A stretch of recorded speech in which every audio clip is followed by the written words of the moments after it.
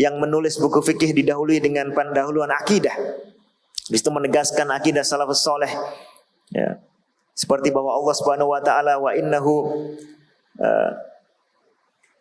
mustawina 'alal 'arsyil majid bidzatihi, misalnya. Ada penegasan-penegasan baru. Dan berikutnya penetapan sifat menerusi istinbat dan pemahaman nas.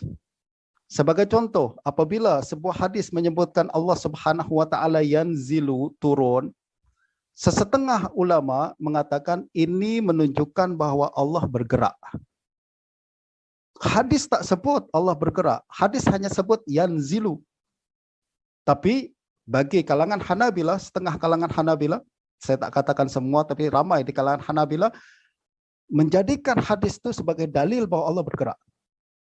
Dan bagi Asy'ari katakan no, tak boleh. Kita kena kembali kepada prinsip tauqif. Tauqif maknanya apa? Apa yang Allah sebut, kita sebut. Apa yang Nabi sebut, kita sebut. Apa yang tak disebut oleh Allah dan Rasulnya, jangan disebut. Allah tak kata bergerak, Nabi tak kata bergerak. Allah kata yanzilu. Kenapa awak katakan bergerak? Begitu juga Allah mengatakan istawa ar-Rahman alal arsy istawa, Allah istiwa. Allah tak katakan bizatihi, Allah tak katakan istawa hakikatan. Betul tak? Allah tak kata istawa bizatihi. Awak pandai-pandai keluarkan kalimat bizatihi dan hakikatan itu dari mana? Dari pemahaman nas, Pemahaman itu bukan tauqif. Dalam bincang tentang sifat, asma wa sifat kena tauqif, wahyu daripada Allah. Cara spesifik dan jelas disebut dalam Al-Quran dan Sunnah, boleh dijadikan sebagai dalil. Tak dijadikan sebagai dalil. Dan ini tuan-tuan adalah prinsip penting dalam mazhab Asy'ari yang ramai bagi saya yang tak tahu perkara ini.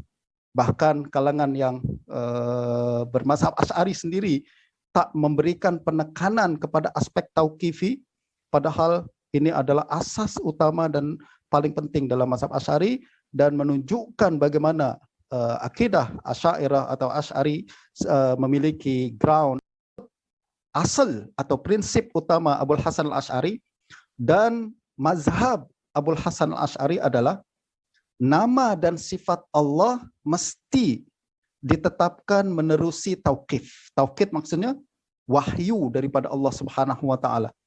Tak ada akal tak boleh diguna dalam menggunakan dalam berbincang berkenaan dengan asma dan sifat. Hal itu karena yang kenal Allah hanya Allah. Justru apa yang Allah namakan untuk dirinya kita kena terima. Apa yang Allah tetapkan sebagai sifatnya kita mesti terima.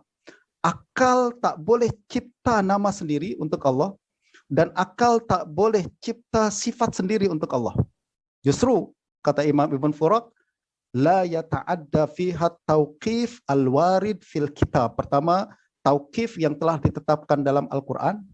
Was sunnah, sunnah ini adalah hadis yang confirm sahih.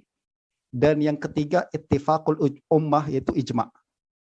Jadi saya selalu pelik tuan-tuan sebenarnya. Saya selalu nak katakan kepada rakan-rakan sekalian bahwa saya selalu pelik apabila ada orang katakan mazhab Asy'ari mendahulukan akal daripada wahyu. Saya yakin orang yang cakap macam ni tak pernah baca ucapan Ibn Furak nih, yang menukil daripada mazhab Abul Hasan al-Asy'ari. Abul Hasan al-Asy'ari berkali-kali sebutkan, dan ini hanya satu buku saja, dalam buku-buku yang lain, antara lain saya baca di kitab Luma dan lain sebagainya, beliau mengatakan bahwa bincang tentang nama dan sifat Allah, akal tak boleh guna. Maksudnya, bukan tak boleh guna, maksudnya asas utama kita adalah tauqif.